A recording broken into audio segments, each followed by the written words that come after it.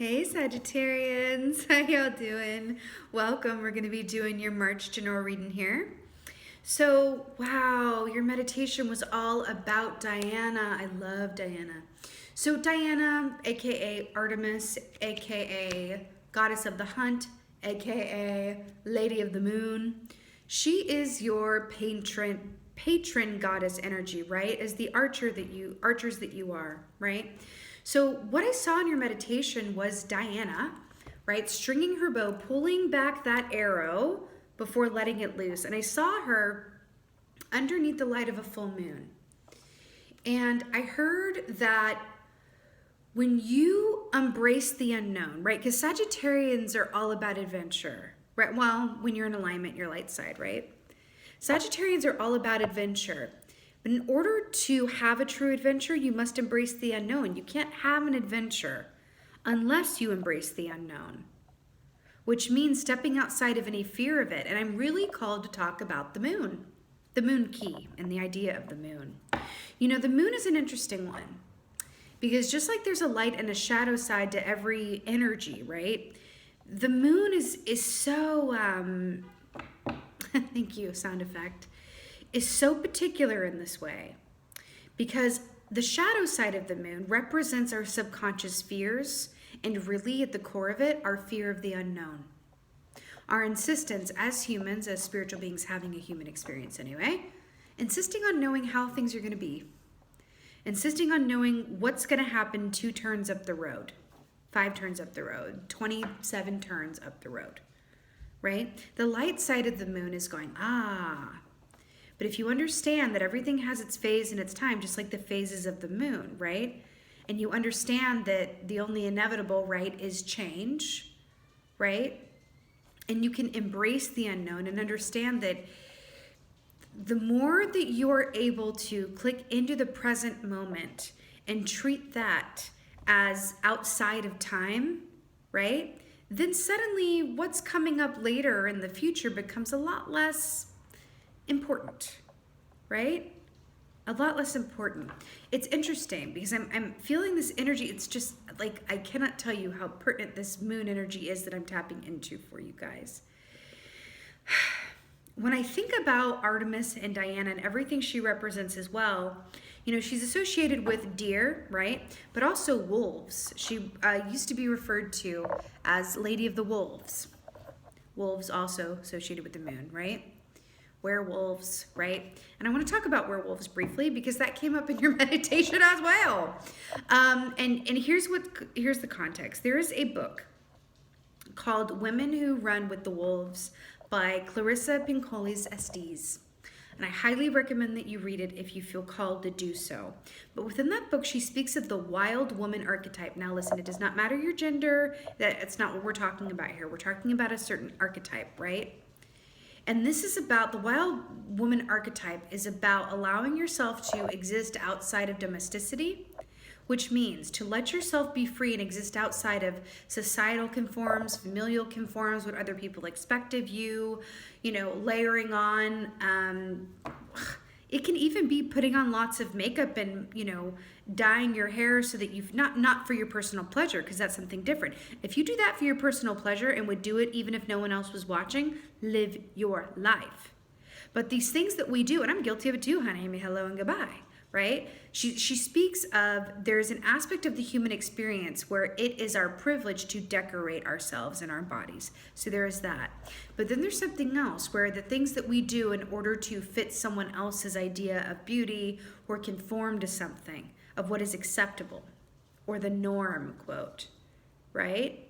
So I'm feeling this call between, you know, conformity and freedom.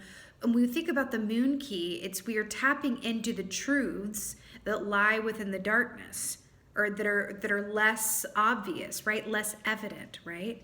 It's our subconscious, it's our psyche, it's the dark collective of the psyche, right? So it's interesting that it's coming up in this way. And the wolves as well, right? Interesting. Let's see what's going on for y'all, but it feels all about the moon. It feels all about the moon, it feels all about Diana, it feels all about the wild woman or wild person archetype, right? Interesting. Yeah. And also, you know, embracing the unknown, in a new way as well. Dancing with that magic. That's what it feels like to me.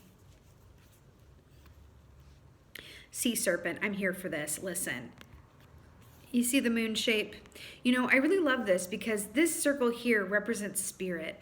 So whenever an animal energy comes up that equates to that of spirit, that's just some extra zhuzh. It's kind of the equivalent for me of a major arcana coming up instead of a minor arcana, which represents destined or fated events. So this is an overall influence that's a bit more prominent or of note, right, during this time frame for you.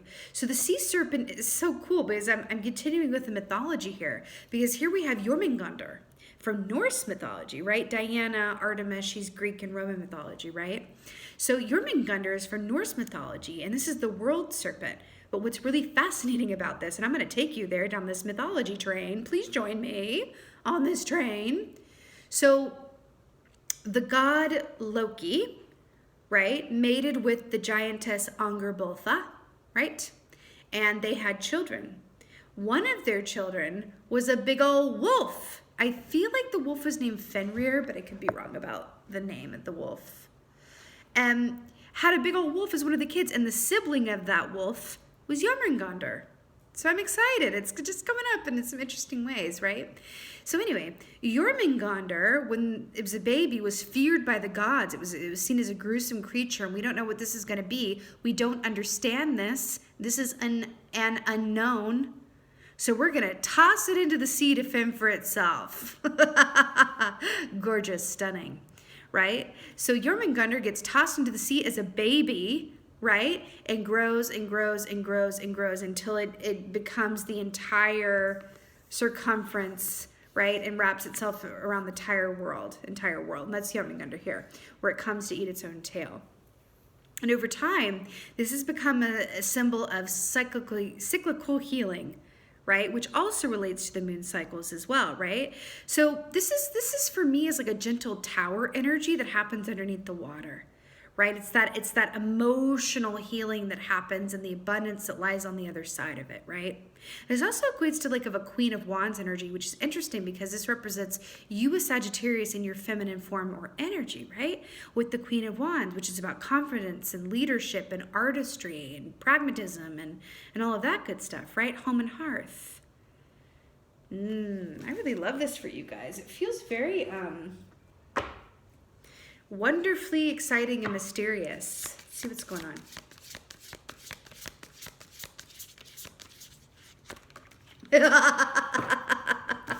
I told you there's something about this reading. Okay, Temperance, here you guys are. You know, I love it when you show up in your own reading because that speaks of just a little extra bit of alignment happening with him for y'all, and I really love it for you. So Temperance is about balance, patience, divine timing, union, partnership, relationship with self, and, well, you know, also Temperance for me is also about a certain aspect of divinity as it relates to a relationship with the future self, so to speak. So it's about from a place of balance. When you are in a place of balance, which Temperance is all about, when you're in a place of balance, you are able to see clearly in all directions of time, right? There's something about that. So what does that mean? The more you're in the present moment, the more clearly you can see the future, the past, which sounds counterintuitive. It's like, if I'm in the present moment, why am I trying to do that? The point is that you're not trying to do that. The point is that you're just being where you are, and that opens the gateway for your sight to expand. Interesting how that works, no? And I love that you're coming up here as the archer that you are. Of course, it's being shown here as a flamingo.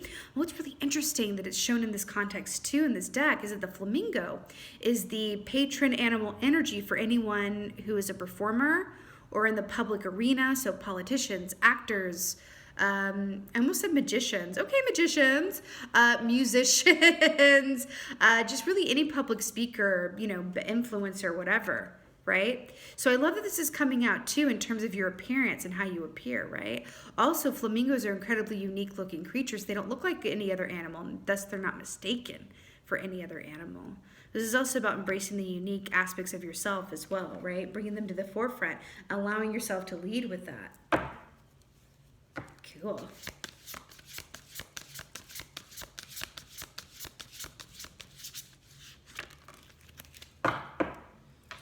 Wheel of Fortune on the bottom. Hey. Nine of Wands. Really interesting here. So the Nine of Wands traditionally, so first of all, can I just say, you're all over your own reading because this equates to the Queen of Wands with the Sea Serpent, Temperance, obviously Sagittarius energy, and then we have more wands here. So it's really beautiful. So Nine of Wands, this is cool because Nine of Wands is very much about the payoff that comes after perseverance, right? I love how the Nine of Wands is standing strong, which means that it took a lot for me to get here, but I appreciate the being here more so because of what it took to get here. Right? It's that true kind of medicinal perseverance that you feel better because of it, right? Also, see how this, what is this, a ram? Positioning on the top of the hill. Do you see how there's a wider perspective, able to see in many directions at once? It's kind of linking up with what I saw here. It's like being in this present moment. It's like, whoop, I got to the top of the hill. I'm going to be where I am. And whoop, now I can see more in every direction, right? So it's interesting how that's coming up for you as well. Nutritionally speaking, this is also referred to as that wounded warrior kind of archetype here, which is interesting when I think about the wounded warrior and I think about Artemis and Diana and the goddess of the hunt, the lady of the wolves, and all of this good stuff. I feel like I'm also clicking into a group of you guys. So they're archetypes, right? I feel like I'm clicking into an archetype of the wounded healer who is able to see other people's, paths to healing, but themselves is a bit harder to come by, right? So this can also manifest as you are really good at helping others get their needs met or helping, get their needs met on your own, right? But you often discount your own self-care, your own needs, right? That can be the flip side of the Nine of Wands as well.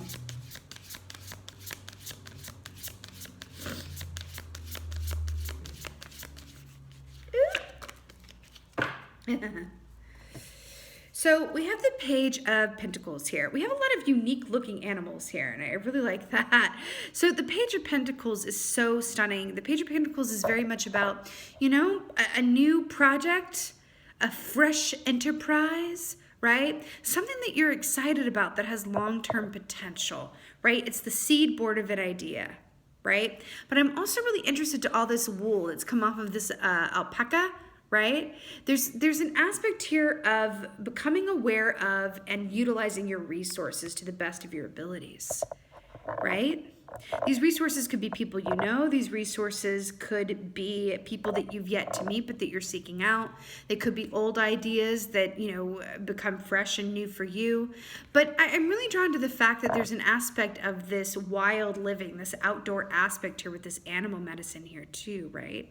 I feel like there's an aspect of you that is ready to enter into a new cycle because there's been an emotional healing that has taken place.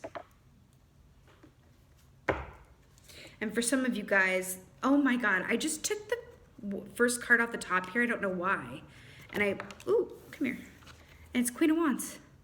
You guys, which equates to the Sea Serpent, like we just saw. Obsessed with this. Other you guys, it's new partnerships, new projects. You could be going back to school or taking courses to learn about something or continue learning or research something new. But this is new beginnings that comes as a result of, balance, being in the present moment, coming through from a place of perseverance and studied vigilance.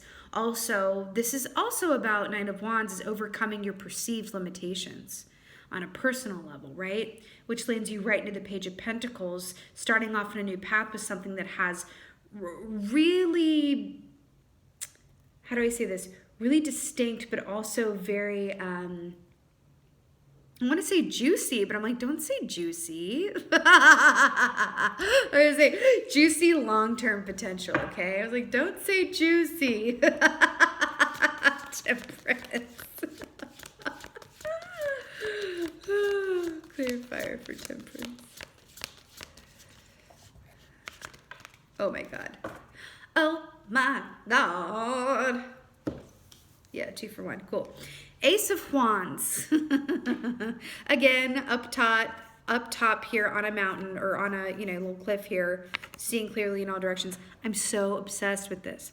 So Ace of Wands, this is that big burst of energy, fervor, imagination, ideas, creativity, all that good stuff. I want to tell you something. Do you see this one leg here? And then we have the Ace of Wands, right? Which is all, heavy masculine manifesting energy as well. And then we have the butterfly, which is about metamorphosis and healing on the other side of pain.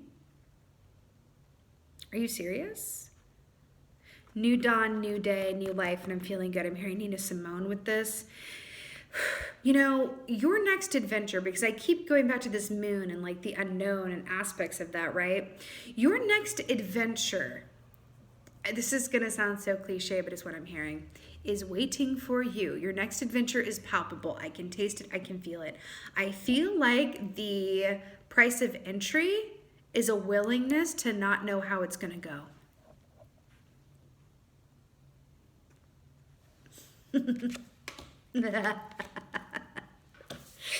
You have the Chariot here, right? Beautiful Cancerian energy to clarify the Nine of Wands. It's interesting because remember I was talking about that, and the moon, hello. Remember I was talking about that wounded healer archetype, and then we have the Chariot come up. A shadow energy of Cancerians, Cancers, right, is that they can give and give and give and give and give, right, without seeing to their own needs, which leads to resentment. They can get to the point where they're giving so much that they're caretaking, which is like the second cousin of enabling, right? So they give and give and give without giving to themselves. That's a shadow energy of Cancers, which also leads to like a sense of martyrdom as well. I do so much for you, da da da da da. That's a shadow energy of Cancer, right? The light side of Cancer is that I give to myself with the same, with as much love as I can muster so that I can then turn around and give to you. That's an energy that's coming up here with this Nine of Wands too. Chariot is also about fast forward movement that is balanced. There's a coming to balance that wants to happen here with and for you, right? I feel it very distinctly. Very distinctly. Sometimes the universe waits for you to balance what you already have going on before it brings in anything new. Like this Page of Pentacles, right? But I feel like part of the ticket here is embracing the unknown and be willing to not know how it's going to turn out, this new venture or new path, right? But also be willing to give to yourself, everything that you're so willing to give to others. Because I'm definitely tapping into y'all being big givers, okay? Four of Wands. Not surprised to see this at all. So it's interesting, right? Because we're talking about, being willing to live in the question of how something is going to go. And then we have a little precursor here with this Four of Wands energy. So it's interesting. Four of Wands, but see, I'm tapped into I'm really drawn to the 11 aspect of this, which is signs, symbols, and synchronicities. The universe is going to send you signs, symbols, and synchronicities around this new venture, idea, path, relationship, idea, whatever this is for you.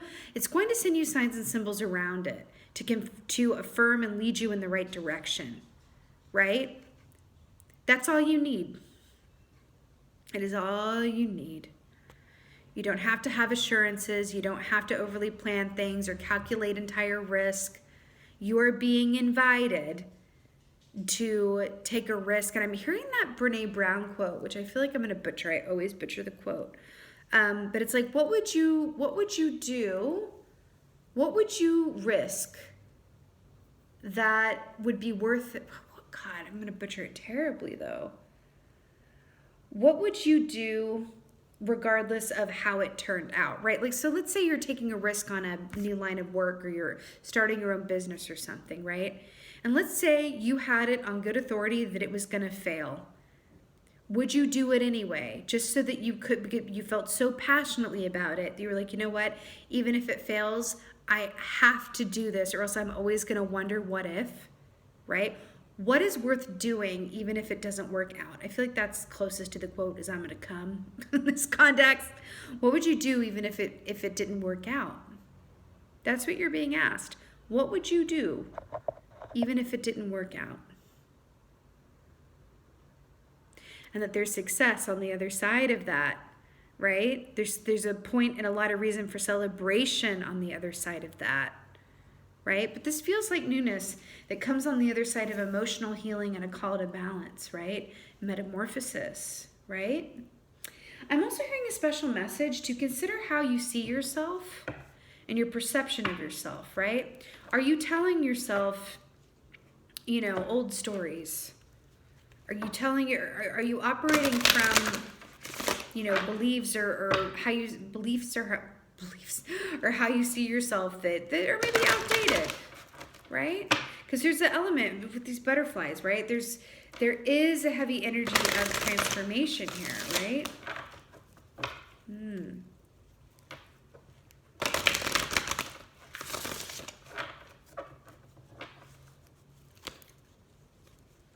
Let's get an oracle.